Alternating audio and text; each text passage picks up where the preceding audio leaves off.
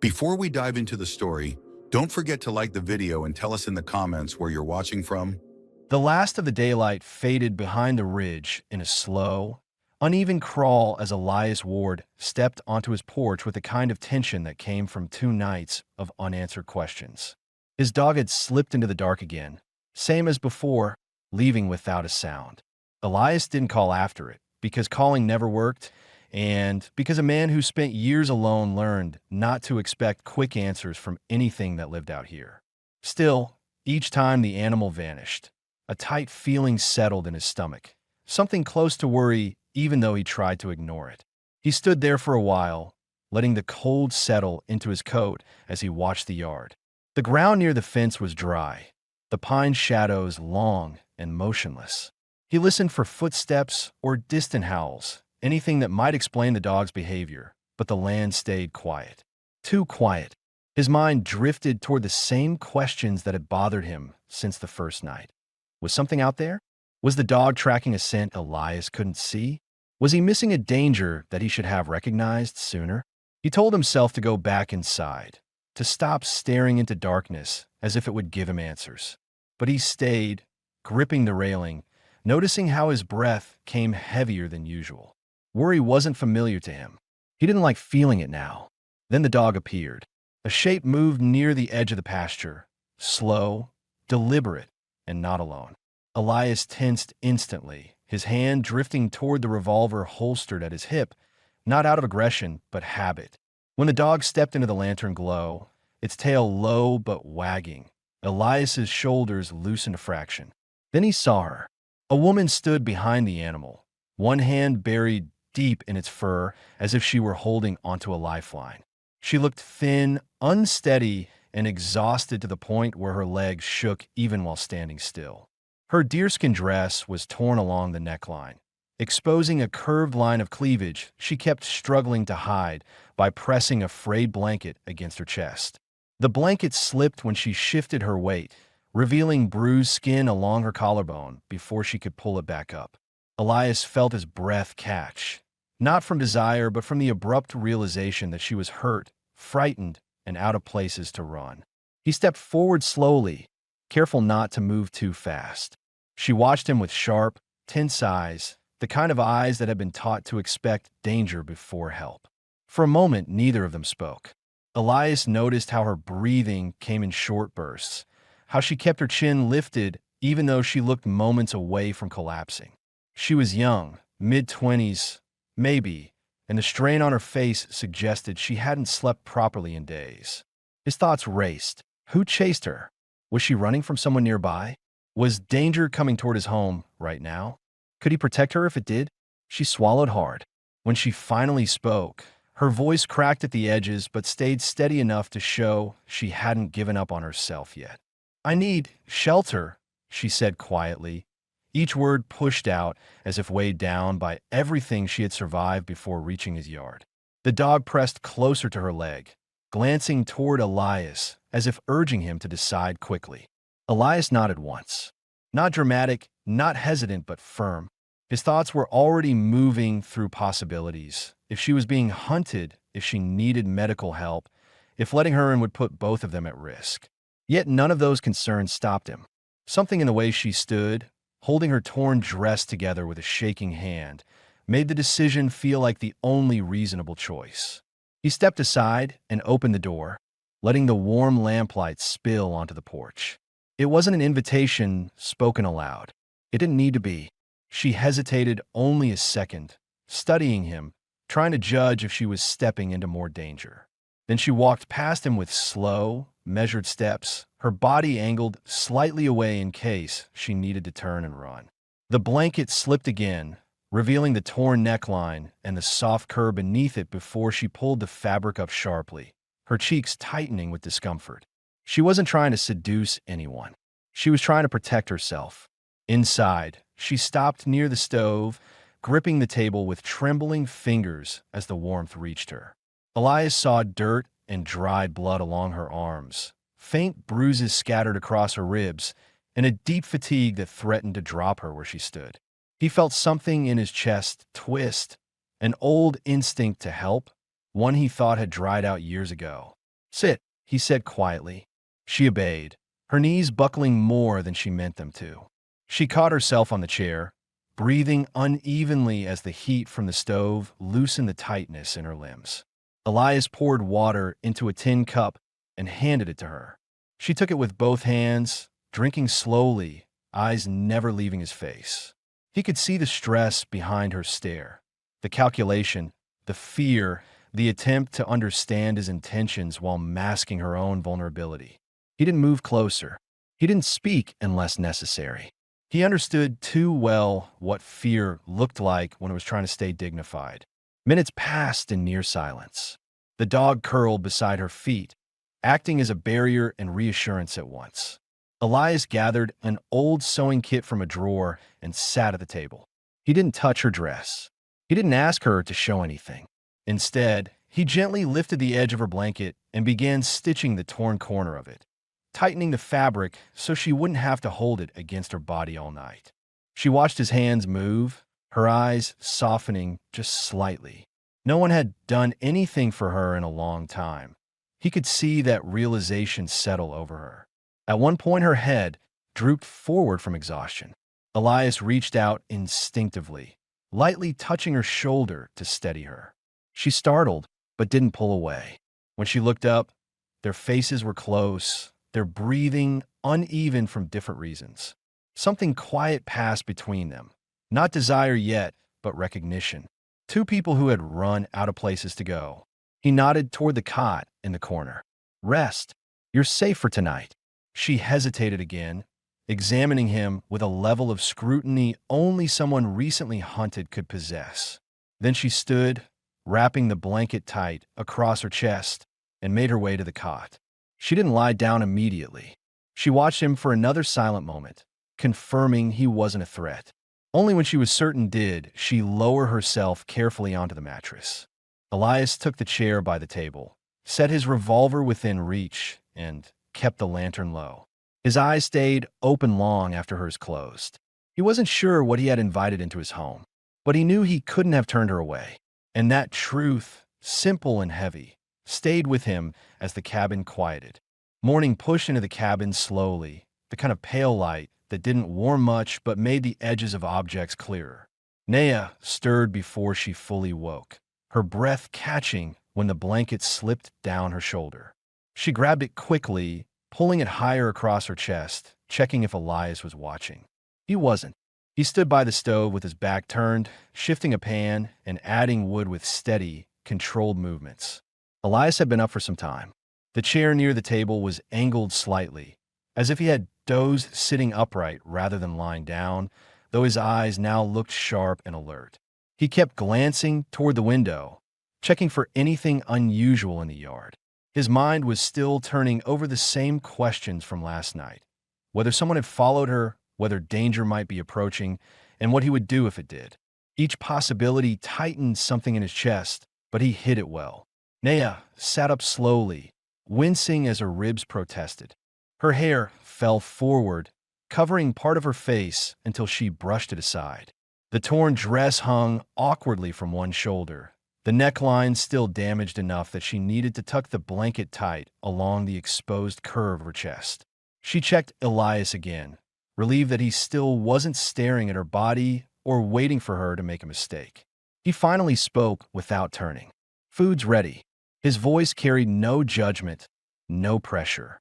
Just a simple statement meant to shorten the distance between them. She rose carefully, testing her first few steps. Her legs were stiff from exhaustion and cold, and she hid the tremble by gripping the cot frame until the feeling passed. When she walked toward the table, Elias stepped aside to give her more room. She noticed that. She noticed everything he didn't do as much as everything he did. She took the plate he set down and murmured, "Thank you." Her voice sounded steadier than last night, but still worn around the edges. Elias sat across from her. He didn't eat until she took her first bite, and she watched him from under lowered lashes. Trust didn't come easily to her, but she traced every piece of his behavior carefully. He didn't stare at her torn clothing. He didn't ask questions she wasn't ready to answer. He didn't stand too close. She exhaled through her nose, almost imperceptibly, and a thin thread of tension loosened from her shoulders. After breakfast, she rose to help clean up. When she reached for the water bucket, the blanket slipped again, exposing the neckline of her dress just enough for her to tense immediately. She pulled it tighter with a jerk, cheeks warming in embarrassment. The motion strained her ribs, and she stopped short, biting back a small sound. Elias stepped toward her and took the bucket from her hands before she could lift it. "You're hurt," he said quietly. "Rest." The firmness in his voice didn't carry authority, only concern. But concern was unfamiliar territory for her, and she straightened as if she needed to prove something. "I can work," she said. He watched her closely. She wasn't lying. It wasn't pride either. It was habit, the habit of someone who survived by being useful, by refusing to be a burden. He understood, too, well, how survival reshaped a person. He didn't push her away. He simply redirected her. "Here," he said, guiding her toward the chair near the stove. "Sit. Sort these." He placed a worn pile of kindling and frayed cloth beside her. Simple work she could manage without straining her injuries. She hesitated, then sat slowly. Accepting help cost her something, and Elias recognized the stiffness in her posture as she fought old instincts. While she worked, Elias went outside to check the yard.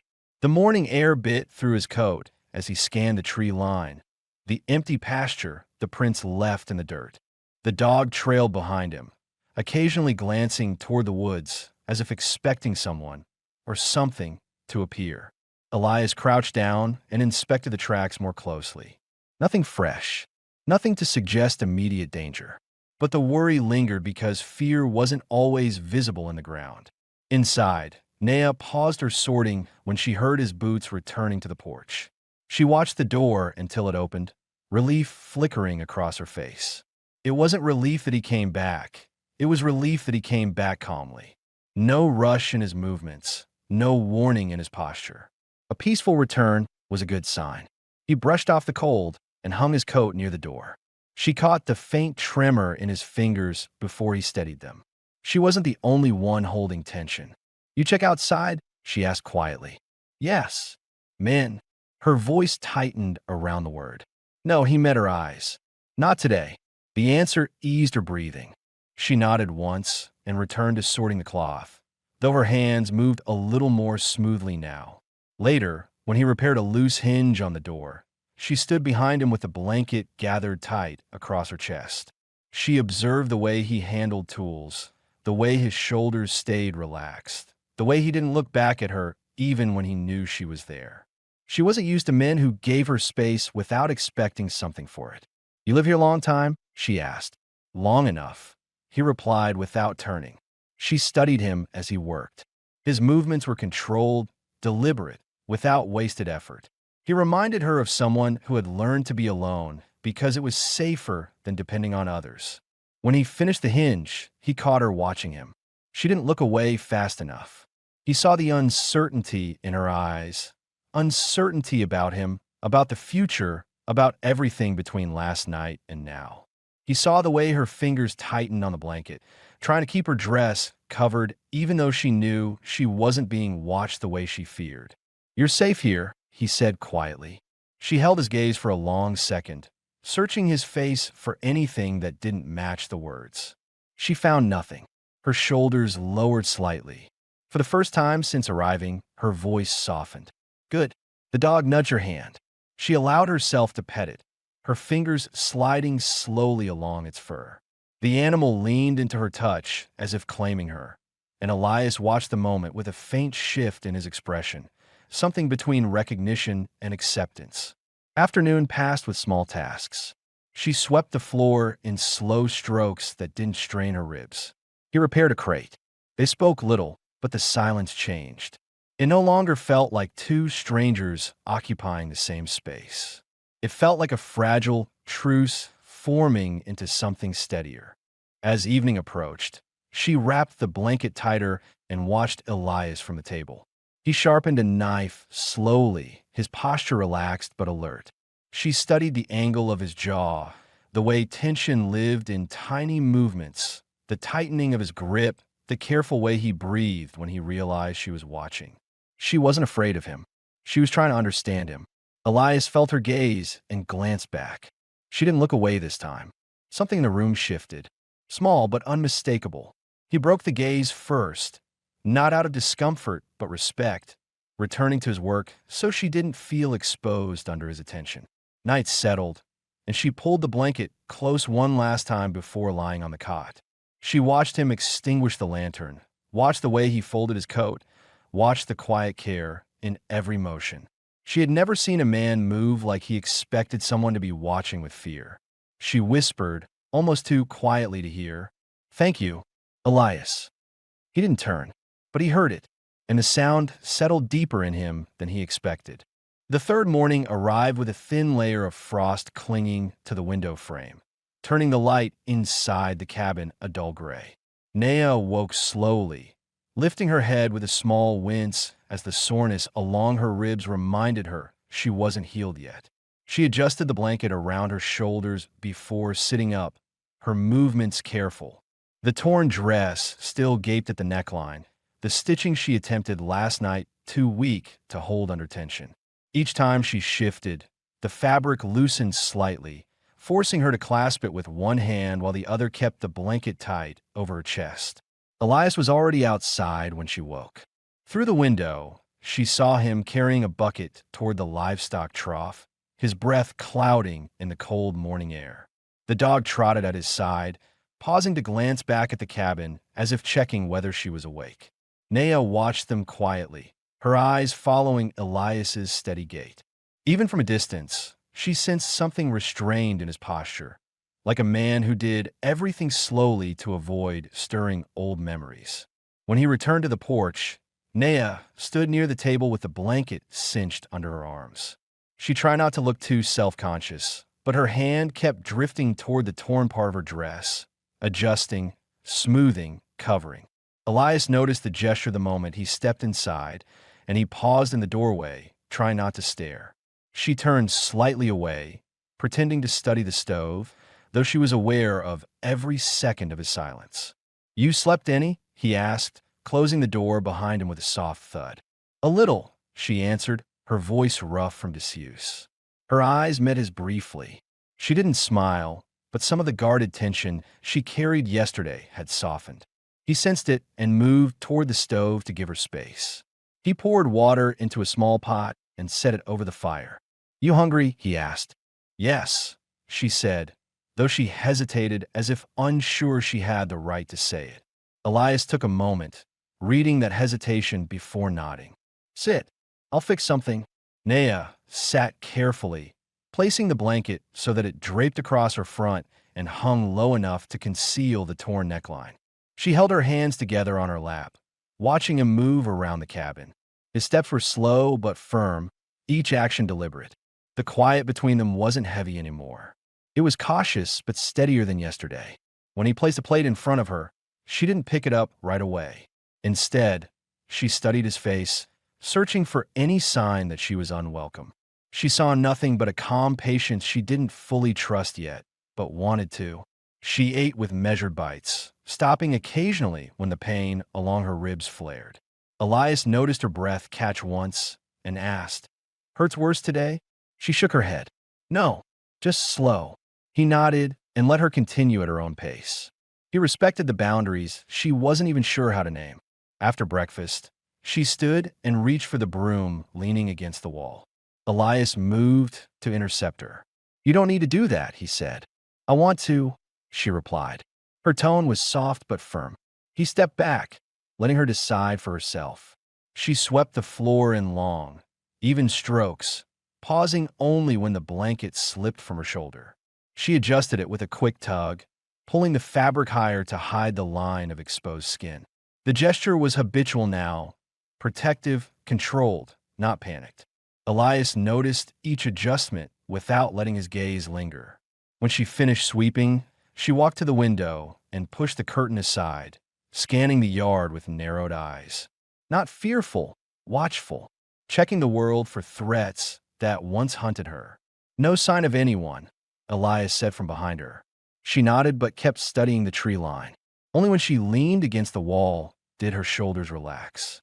Later in the afternoon, While Elias worked on clearing branches near the barn, Naya stepped outside wearing only the blanket over her dress. The cold air tightened her skin, and she held the blanket close as she walked toward the chopping block. Elias looked up immediately. "You shouldn't be out long," he said, wiping his hands on his trousers. "I'm fine," she answered, though she stayed close to the cabin. He studied her posture, not defiant, not careless, just someone testing the edge of safety. She wasn't used to stillness. Survival had meant constant movement, and now that she could rest, her body didn't know what to do with the quiet. "You ever sew?"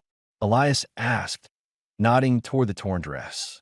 She looked down, fingers brushing the weakened stitches. "A little. Not enough for this. I've got supplies inside," he said, "if you want them." Her eyebrows lifted in surprise. "You sew?" "A bit," he admitted, looking off to the side. "Learned because no one else was around to fix things." She studied him again with that quiet, examining look she often used, a mix of curiosity and evaluation. She followed him inside, and he set an old wooden box on the table. She opened it slowly, tracing the spools of thread and needles with her fingertips as if they were unfamiliar luxuries. She tried stitching the neckline while Elias repaired a broken latch nearby. Her movements were slow and careful, but each pull of the thread made her wince, not from pain but frustration. The torn fabric refused to stay where she needed it.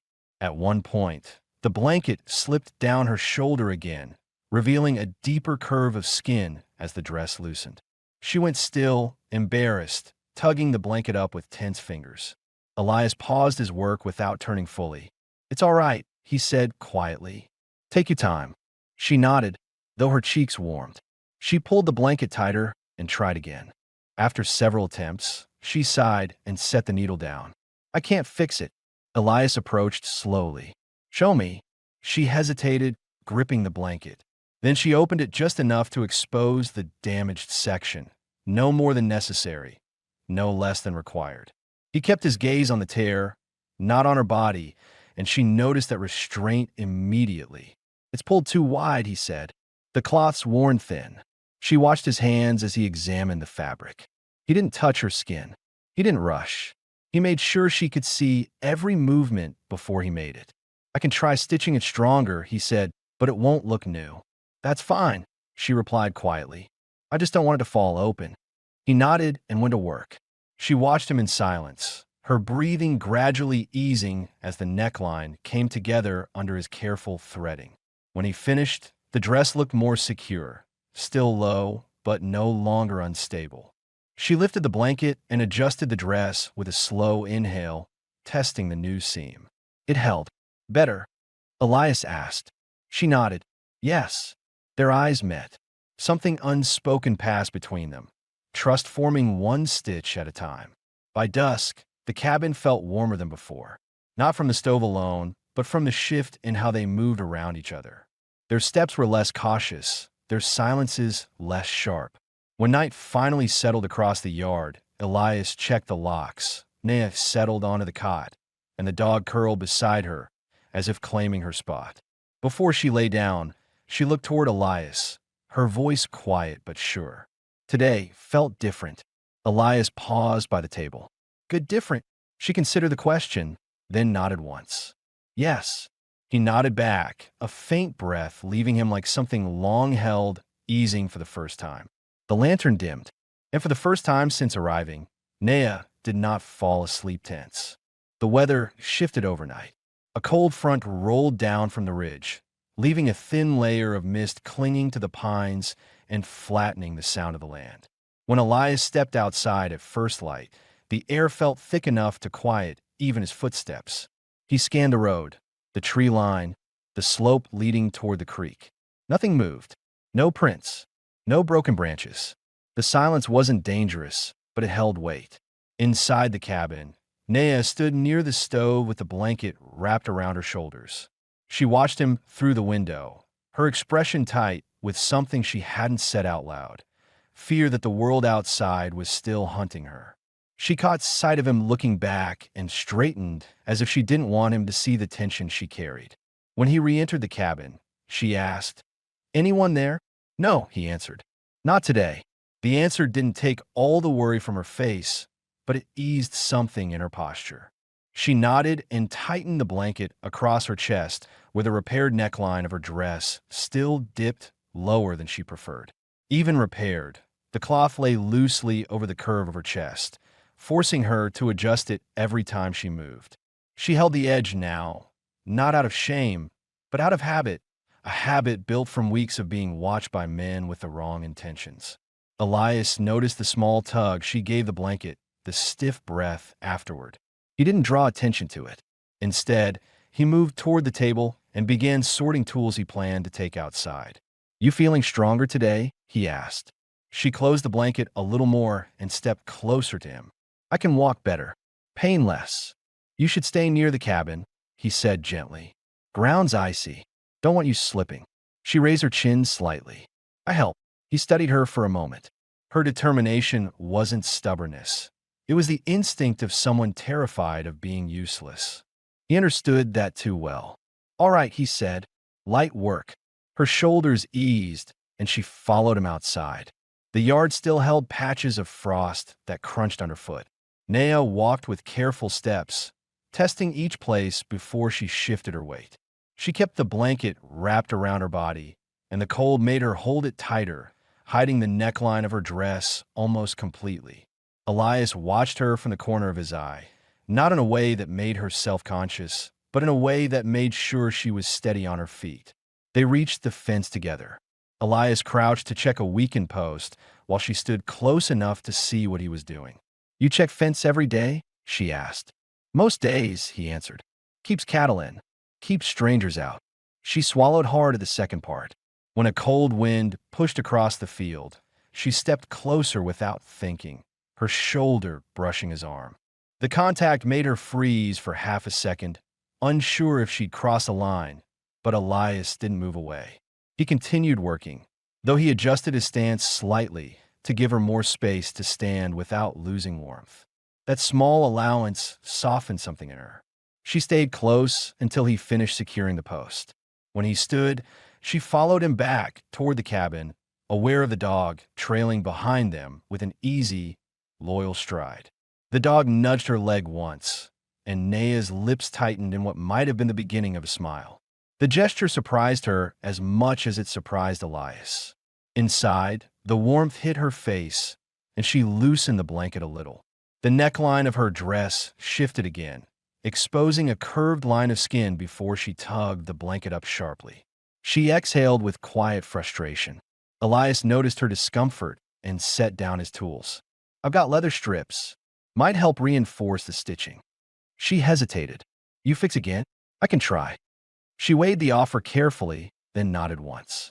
Elias prepared the table with thread and leather pieces while Naya sat across from him. She pulled the blanket aside, just enough to expose the torn section. Her movements were slow, intentional.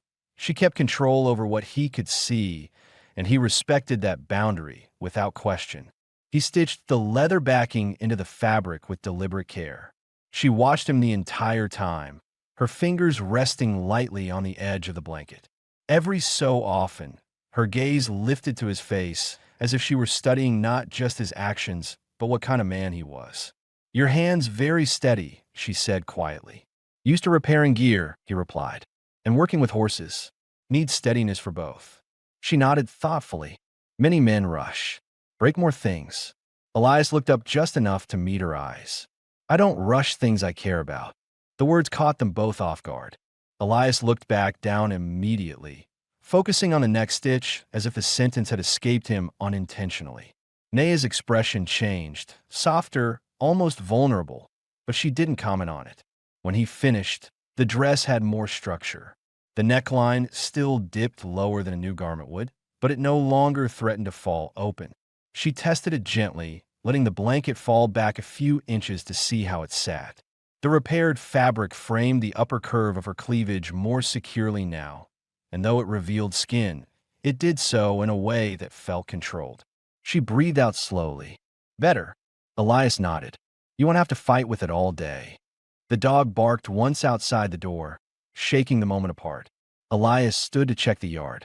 Nea followed him instinctively, but he held up a hand in a small gesture. Stay here. It's fine. She obeyed, though her fingers clutched the blanket again. Elias stepped out, scanned the yard, and returned a minute later. Just a rabbit, he said. Nea let out a breath she'd been holding. Later in the afternoon, she helped him fold blankets and store supplies. The closeness between them had shifted, quietly, naturally. At one point, as they lifted a crate together, her hand slipped and brushed firmly against his wrist. She felt the warmth of his skin through the contact.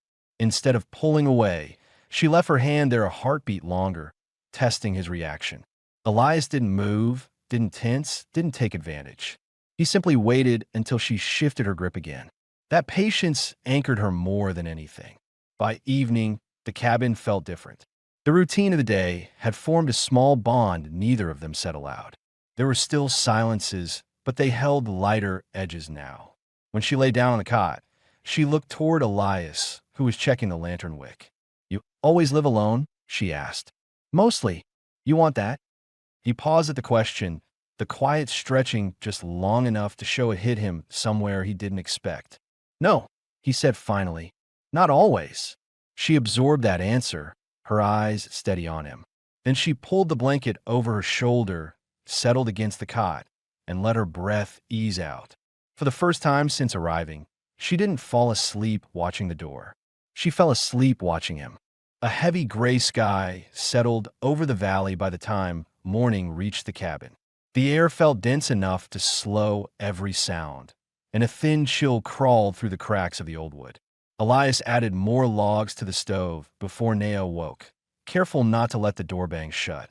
The warmth spread slowly, but the cabin still held the kind of cold that made breath linger in front of one's face. Nea stirred under the blanket, blinking through sleep before pushing herself upright with a faint groan. Her ribs weren't as swollen as before, but the soreness still made her sit in sections. First her elbows, then her shoulders, finally her back straightening against the wall. The repaired neckline of her dress held steady, though the fabric still dipped low enough that she adjusted it once before standing. Her eyes drifted to Elias, who was tying a rope around a bundle of wood. He didn't turn, but he knew she was watching. Cold morning, he said, voice rough from sleep. She wrapped the blanket tighter across her front. Feels heavier today. It'll warm after midday, he replied. Storm moved out. She nodded, though she didn't fully understand weather patterns here. She studied the way Elias's movement stayed, even controlled.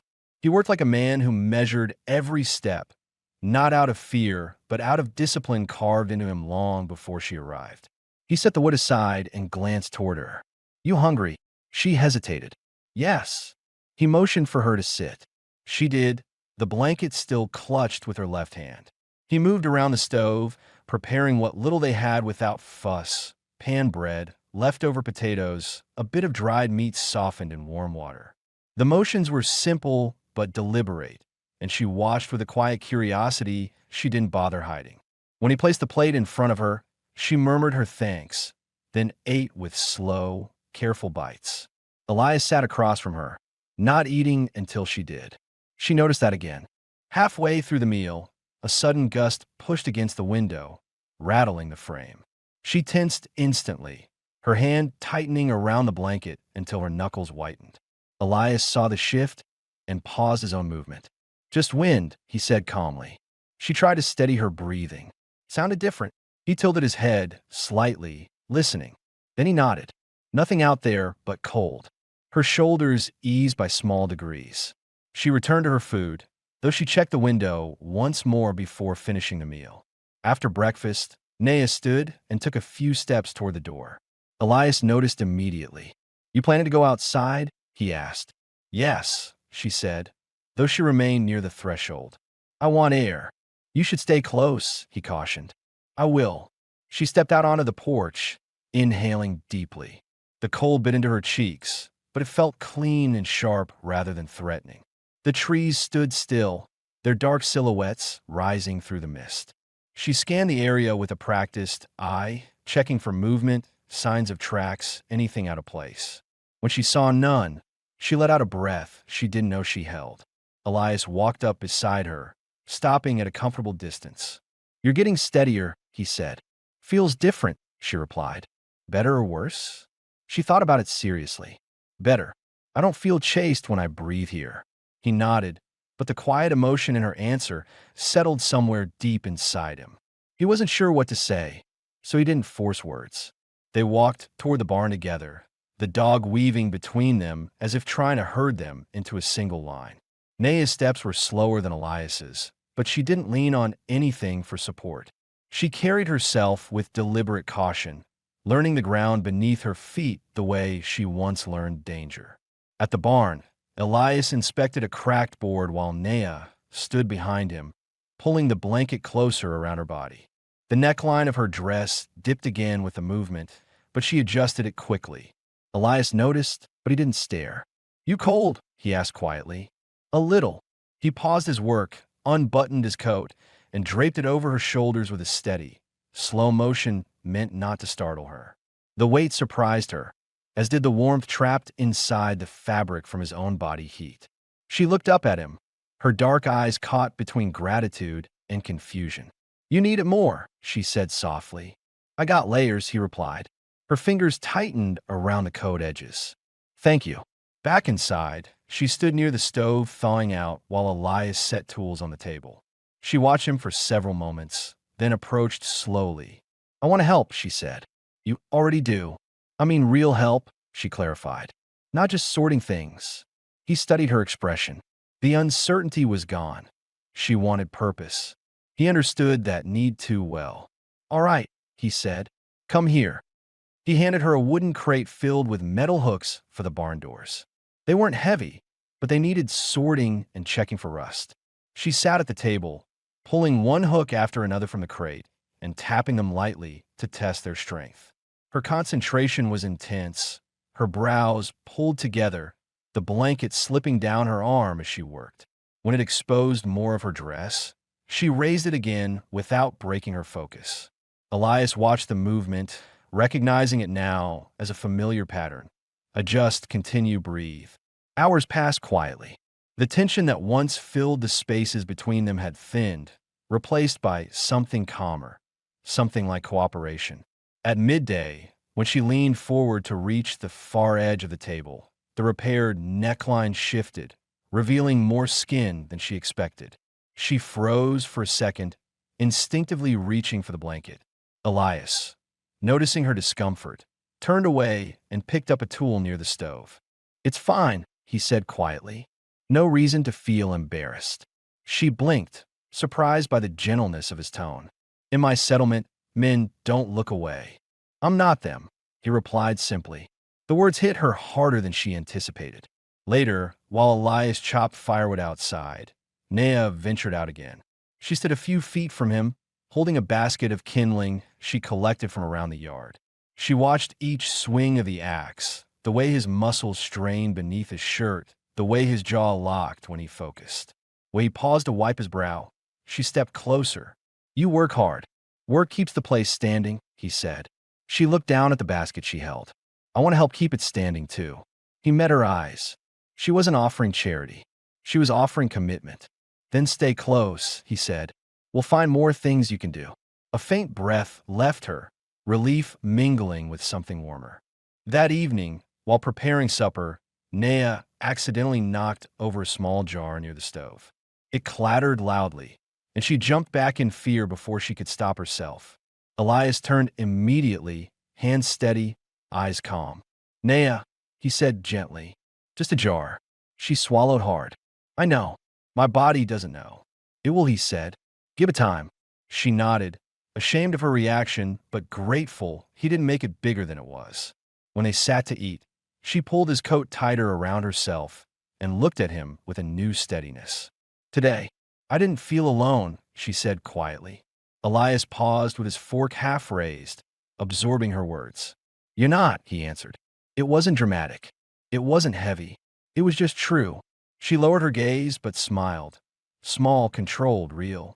And as the stove crackled softly behind them, the distance between their lives narrowed one more step, not from passion, not from fear, but from a simple, growing certainty.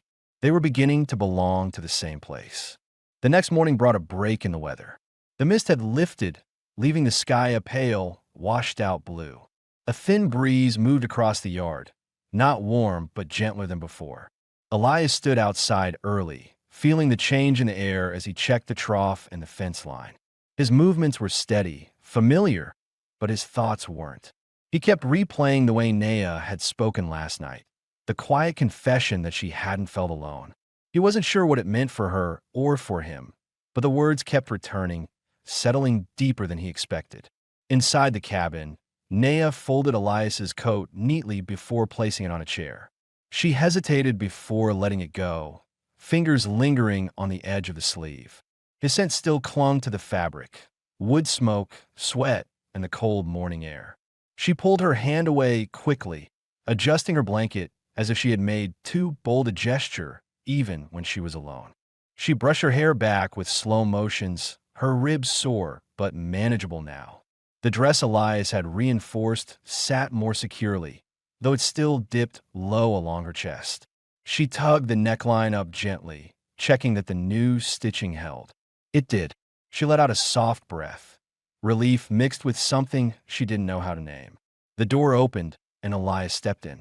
He paused when he saw her standing in the morning light, the blanket draped across her shoulders, but not fully hiding the shape of her body. She looked stronger today, not physically, though she moved with more confidence, but in the way she stood without bracing herself for threat. "Morning," he said, setting his hat on a hook. "Morning," she answered. There was a softness in her voice he hadn't heard before. After a simple breakfast, they fell into a rhythm neither had planned. Elias cleaned the oil lamp while Naya swept the floor, her movements smoother than in previous days. She didn't startle at every sound now.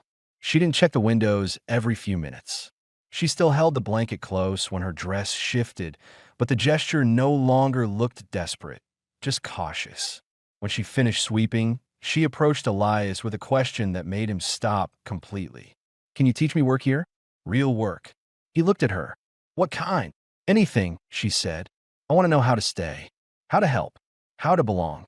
The last word came out quietly, almost reluctant. She watched him carefully, waiting for his reaction. Elias didn't answer right away. He saw the seriousness in her eyes, the way her fingers gripped the blanket near her collarbone, the uncertainty just under her voice. He nodded finally.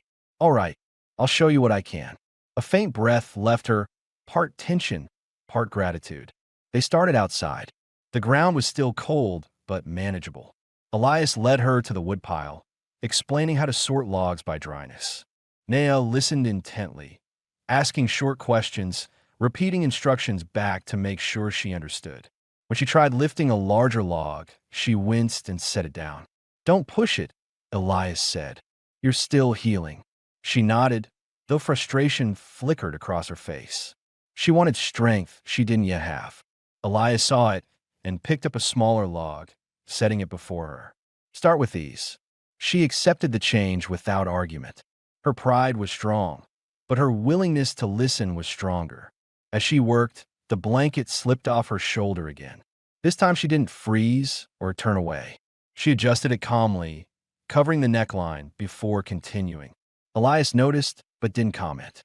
His silence, respectful and steady, felt like protection rather than avoidance. After sorting wood, they checked the feed barrels. Naya lifted the lid and peered inside, her hair falling forward. Elias stepped beside her, explaining how much grain to measure for the animals.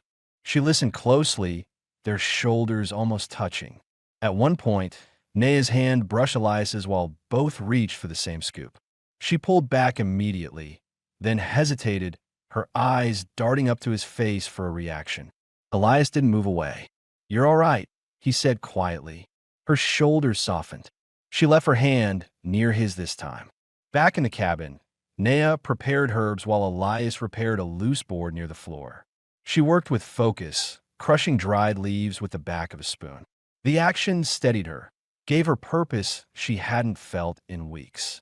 Every so often she glanced at Elias, studying the lines of his face, the way he concentrated, the controlled way he breathed. Her pulse quickened without her understanding why. When her ribs ached, she stopped for a moment, pressing a hand against her side. Elias looked over instantly, his expression concerned. "You all right?" "Just tired," she admitted. He stood and approached her slowly. "Sit down. I'll finish." She allowed him to guide her to the chair. His hand didn't linger, but the warmth of his touch stayed with her. She sat with the blanket around her shoulders, watching him kneel to gather the rest of the herbs. Something settled inside her at the sight. Something quiet, steady, unfamiliar. She spoke without thinking. "You treat people gentle." Elias paused. "Only way I know. Not every man is gentle," she said. "I know." His voice tightened at the edges. She recognized the shift, pain tucked beneath a calm surface. She didn't press further. As evening approached, the cabin filled with a soft orange glow from the stove. Naya moved around more easily now, setting plates on the table while Elias poured water into a kettle. Their movements crossed naturally, without the awkwardness of earlier days. They brushed arms once, and Naya didn't pull back. Neither did Elias. After supper, they sat near the fire. Naya leaned forward, warming her hands, the repaired neckline of her dress falling slightly as she shifted. Elias noticed the way she adjusted it, then noticed how she glanced toward him afterward. Not fearful, but checking. She spoke first. "Today felt steady." "You did good," he said. She looked into the fire, her voice low. "I don't feel hunted here. Not when you're close." Elias exhaled slowly. The words weren't romantic, but they carried weight. Weight he understood too well. "You're safe," he said. "I'll make sure of it." She turned to him, her expression open in a way he hadn't seen before. "I believe you." The room felt different after that. Warmer, quieter, filled with something unspoken but unmistakable. When she lay down on the cot later, she paused before pulling the blanket over herself. "Elias," she said softly. "Yeah, I want tomorrow to be like today." He nodded once. "We can make it that way." She settled under the covers, her breathing slow and calm. Elias sat at the table for a long moment before extinguishing the lantern, feeling the shift between them settle in the air, like a promise neither had said aloud. Tomorrow would be different, better, closer. The sun rose slower than usual the next morning, climbing through a thin bank of clouds that left the light pale and cold across the yard. Elias stepped outside with his coat half-buttoned, listening for anything unusual before committing to the day. The dog was already sniffing near the fence, tail moving in a slow rhythm that signaled calm. Elias let his breath settle. Nothing stirred beyond the tree lean. No tracks, no signs of approach. Inside the cabin, Naya stood near the stove, warming her hands, her hair loose down her back and her blanket pulled around her shoulders. The repaired dress rested more securely today. The stitches Elias added had held through the night, though the neckline still dipped low enough that she kept the blanket close. She looked stronger, her posture more open, the stiffness in her movements eased. When Elias came back in, she glanced toward him with a look that carried recognition, not fear. "Everything quiet?" she asked. "Quiet," he confirmed. "Nothing out there." A soft exhale left her, the kind that loosened her face and dropped her shoulders an inch. She didn't hide it this time. After breakfast, Elias pulled a small crate from under the bed, old tools, and used nails, leather scraps, odds and ends he hadn't organized in months. He meant to sort it alone, but when he placed it on the floor, Naya was already kneeling beside him. "I help," she said. He didn't argue. He passed her a handful of pieces to separate. She worked with careful, deliberate motions, the blanket slipping down enough to expose the upper edge of her chest. She adjusted it calmly, not rushed, as if she finally understood she didn't need to fear his eyes. Elias noticed the shift, not in her dress, but in the way she carried herself. "You're moving better," he said without looking directly at her. "My ribs hurt less," she replied. Breathing easier now, he nodded and continued sorting. The dog approached and rested its head against Naya's knee. She smiled faintly, her first clear smile since she arrived, and brushed her fingers gently behind its ear. Elias caught the expression from the corner of his eye. It was small, brief, but it settled something steady in his chest. Later in the morning, Elias took her outside to show her how to check the barn latch. The wind carried a cold bite, but not enough to keep them inside. Nea wrapped the blanket tight around her waist and stepped onto the porch with him. The yard felt wider today, not because it had changed, but because she walked across it with less hesitation. She looked around as she moved, but not with the sharp alertness of someone running. More like someone relearning a world she hadn't been allowed to stand still in. Elias explained how the latch worked, how to test the hinges, how to spot rust. She listened closely, repeating the steps with her own hands. When she leaned forward, the blanket shifted, revealing the repaired neckline of her dress. Still low, still showing a curved line of skin. She adjusted it with her fingertips, but she didn't turn away from Elias. She didn't hide. "You learning fast," he said. She glanced at him. "You teach clear." Something warm flickered between them, unspoken but real. Elias felt it settle behind his ribs like a weight he didn't mind carrying. Inside, around midday, Nea sat on the chair with her legs tucked under the blanket while Elias worked on reshaping a bent horseshoe. The hammering echoed softly through the room. She watched him, studying the concentration in his face, the steady way he breathed between strikes. "Elias," she said quietly. He set the hammer down and looked at her. She hesitated, struggling to form the thought she had been holding since dawn. "You never asked me to leave." "No," he answered plainly. "Why not?" He didn't speak immediately. He wiped his hands on a cloth, thinking through his answer instead of giving the first easy thing that came to mind. "You were hurt. Alone. Scared," he said. "A decent man wouldn't send someone out like that." "But now," she said, voice lower, "I'm better. You still let me stay." He met her eyes, steady and calm. "Because you seem like you want to." She drew in a breath, her fingers tightening around the blanket. She wasn't used to choices, real ones. Not in recent years. "I do," she said. Her words were simple, but the quiet conviction behind them filled the room. In the afternoon, while Elias repaired a loose plank on the porch, Nea approached him holding a small bundle of herbs she had dried.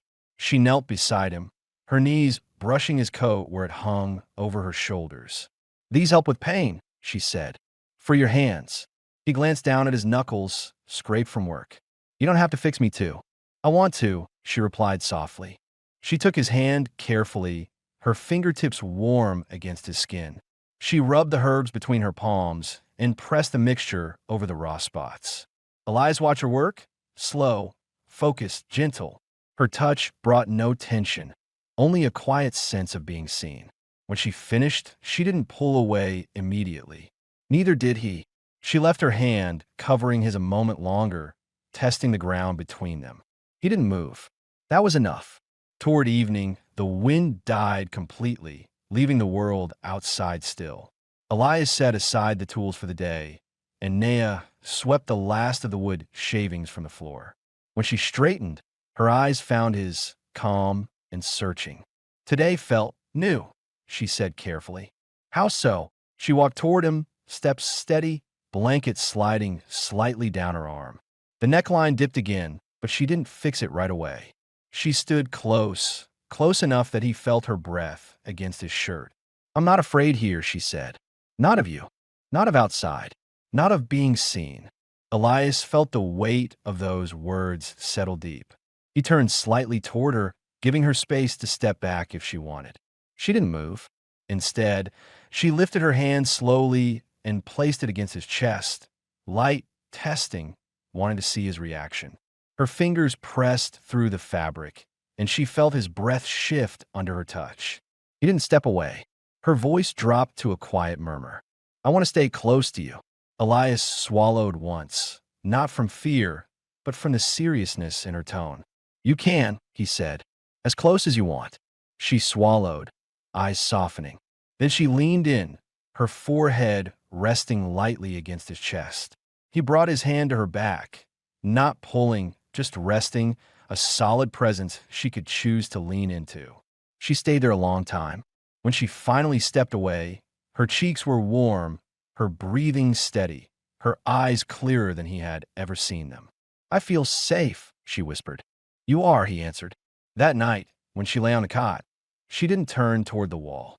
She turned toward him, and for the first time, She fell asleep with her hand resting near where his arm hung over the table, close enough to touch if she needed to. The weather warmed just enough the next morning to soften the frost along the porch rails. A thin band of sunlight cut through the clouds, landing across the yard in a muted strip of gold. Elias stepped outside first, boots crunching softly in the damp soil. He scanned the tree line, eyes narrowing out of habit, but the land sat still, quiet enough to ease the pressure in his chest. Inside, Naya folded the blanket she had slept with, smoothing the corners before laying it at the foot of the cot. Her movements were slow, not because of pain, but because she was thinking, her mind drifting toward things she hadn't allowed herself to imagine in a long time. Each thought carried the weight of choice, not survival. She paused, adjusting the neckline of her dress where the leather reinforcement held it firm, but still low, outlining a soft curve she no longer hid with panic. She covered it with her hand only long enough to secure the blanket around her shoulders. Elias returned, brushing cold air from his coat. When he saw her standing near the window, her hair loose and long down her back, he stopped without meaning to. She turned when she sensed him watching, her expression open, no longer guarded. "Anything outside?" she asked. "No trouble," he replied. "Just quiet." A faint, relieved breath left her, and Elias felt something inside him settle. Not because she depended on him, but because she trusted him enough to ask. After breakfast, they stepped out together to the yard. The dog trotted ahead, circling back every few steps as if herding them closer. Naya walked beside Elias with a steadiness that looked different from previous days, more grounded, more assured of her place here. She didn't cling to the blanket as tightly now. Instead, she let it hang over her elbows at times, exposing her dress in a way she controlled rather than feared. Elias guided her toward the far fence, pointing out a warped beam that needed reinforcing. She listened quietly, watching the way he assessed the wood, checking for moisture and rot. When he handed her a nail to examine, she turned it in her fingers, the cold metal warming slowly in her palm. "You're learning," he said. She lifted her chin a little. "You teach good." A ghost of a smile tugged at Elias's mouth, not fully formed, but real. She saw it and felt a soft heat spread across her chest, not from embarrassment, but from the recognition that she could affect him. He stepped closer to demonstrate how to angle the nail. When his hand brushed hers, she didn't pull away. Instead, her breath caught for a brief, small moment, barely noticeable unless someone stood very near. Elias noticed. He didn't move his hand. By midday, the warming air encouraged them to walk farther from the cabin. Naya moved with growing confidence, stepping over fallen branches and testing the ground with her toes before committing her weight. Elias walked beside her, not leading and not following, simply matching her pace. They stopped near the clearing where the sun broke through the pines. Naya closed her eyes and lifted her face toward the light, letting the warmth touch her skin. Elias watched her in the quiet, taking in the calm that had replaced the fear she carried when she first appeared at his fence line. "You look different today," he said quietly. She opened her eyes, searching his expression. "Different how?" "Less guarded. More yourself." She inhaled slowly, considering his words. "I feel like I can breathe here." He nodded. "You can." She stepped a little closer, her blanket slipping behind her elbows. The neckline of her dress dipped lightly with the movement, the leather stitching holding firm.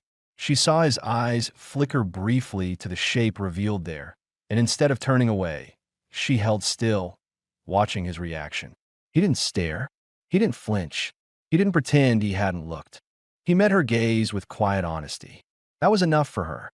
Later, back at the cabin, Naya sorted herbs while Elias sharpened a knife near the window.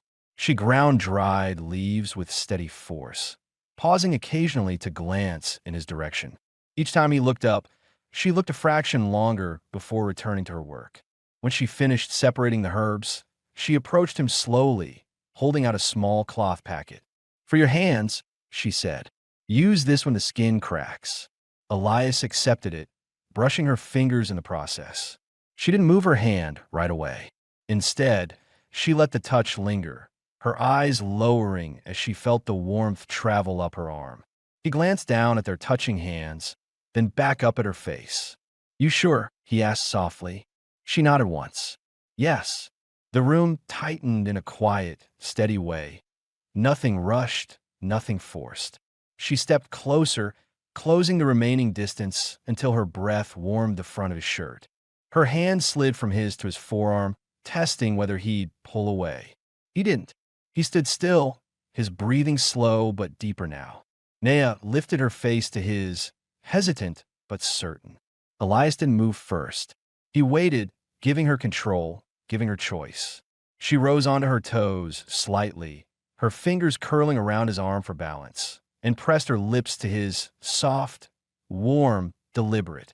A kiss without urgency, shaped by gratitude, fear letting go, and new trust taking its place. Elias returned the kiss with equal restraint, his hand resting lightly on her waist, not pulling her closer, just letting her know he was there.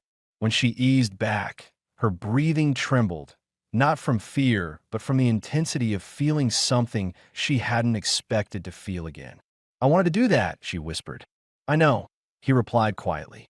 "And you didn't stop me." "No," he said, his voice steady. "I didn't want to."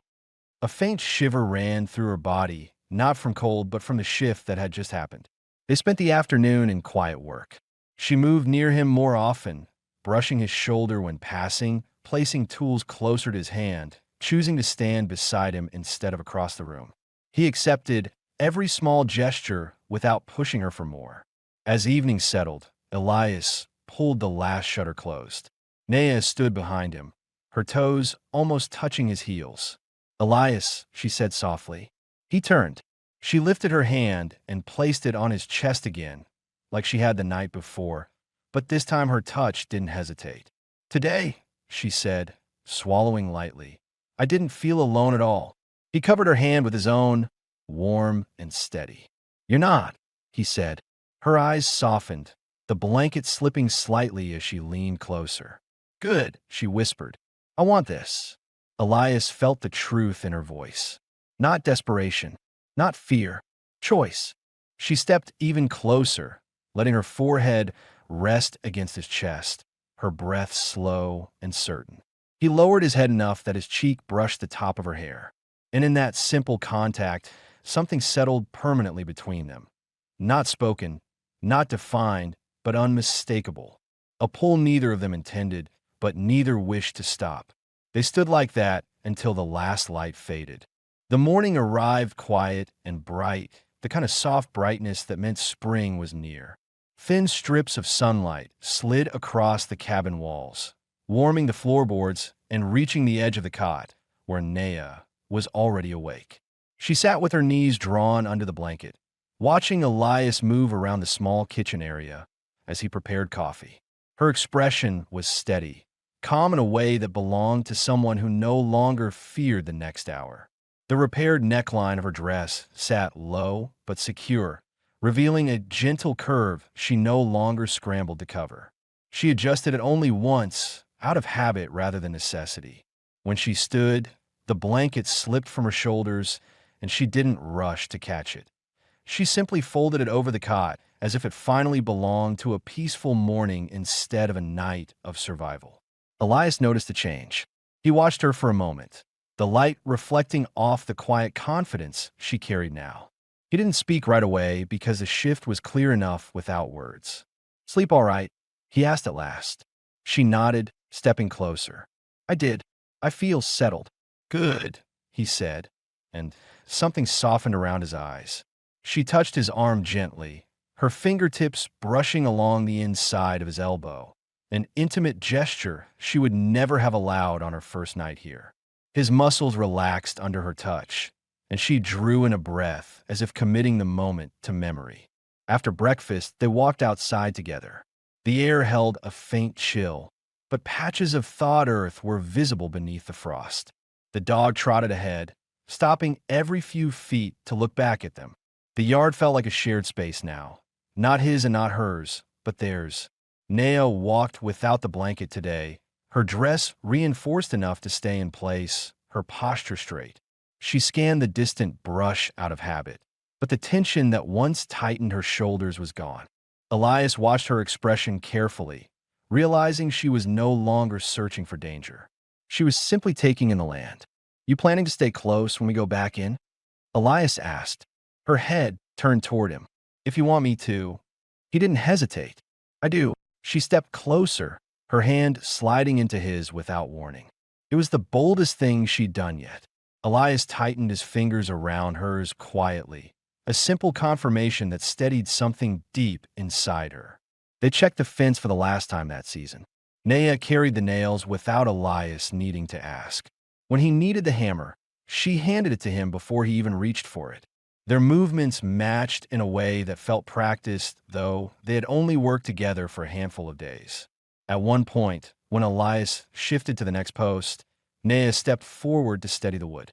The wind pushed against her, making her lose footing for a moment. Elias reached out, catching her waist firmly. She steadied herself with one hand pressed flat against his chest, her thumb brushing his shirt. You all right? He asked. Yes, she breathed, but she didn't move her hand. He didn't either. Their eyes held for several long seconds. Everything between them felt settled, not fragile. She lowered her hand only when she chose to. Back inside, the fire warmed the cabin fully.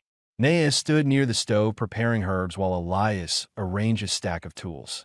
The quiet felt different today, full instead of empty, calm instead of tense. She watched him across the room, noticing how his shoulders relaxed more now, how he didn't carry himself with the same solitary heaviness he had before she arrived. Elias, she said, walking toward him. Can I say something? He looked up and nodded. Anything. She stood in front of him, fingertips tracing the edge of the table as she gathered her thoughts. Her dress shifted slightly, and she didn't bother adjusting it this time. When I came here, I didn't know if I would live another night. I know, he said quietly. You didn't ask who I was running from, she continued. You didn't try to take anything from me. You just kept me warm, fed me, let me sleep. No man has ever done that without wanting something. Elias's jaw tightened slightly. I didn't want anything. I know, she said, stepping closer. That's why I stayed. His breath caught. Not dramatically, just enough that she noticed. She reached out and took his hand, lifting it to rest against her waist. I want to stay, she said softly. Not because I'm scared, not because I need shelter, but because when you're near me, I don't feel alone anymore. He exhaled, slow and deliberate, as if releasing years of quiet he hadn't realized he was carrying. I want that too, he said. She stepped closer, their bodies inches apart. Then, let me belong here. With you. You already do, he answered, touching her face gently. She leaned into his palm, her breath warm against his wrist. The kiss that followed was slower than the first, deeper, more deliberate. She pressed her hands to his chest, pulling herself against him. Elias's arms circled her waist carefully, holding her without pressure, giving her full control even as he returned the kiss. When she broke the kiss, she rested her forehead against his shoulder and whispered, I'm choosing you, not running to you. Elias closed his eyes at that, letting the truth settle. And I'm choosing you, he said. There was no hesitation in his voice. As the sun lowered behind the ridge, they stood side by side on the porch, looking over the land that had brought them together. Naya leaned into Elias, her cheek resting on his upper arm, the dog lying at their feet. The wind was gentle now, carrying the scent of thawing earth. What happens now? She asked quietly. We make a life, he said, if you want that. She nodded slowly. With you. Yes. Elias looked down at her, his hand sliding around the small of her back. Then this is home. For both of us. A peaceful silence settled between them, real, grounded, earned. Naya closed her eyes for a moment, letting the truth sink in. She had arrived here broken, hunted, afraid to breathe. Now she stood on the same porch with a man who steadied her with nothing more than quiet presence. She wasn't alone. She wasn't running. She wasn't surviving. She was home. Elias pressed a light kiss to her temple. She turned toward him with a calm smile. And in that small, sure moment, their future formed, clear, warm, and without a single question left hanging. They stayed together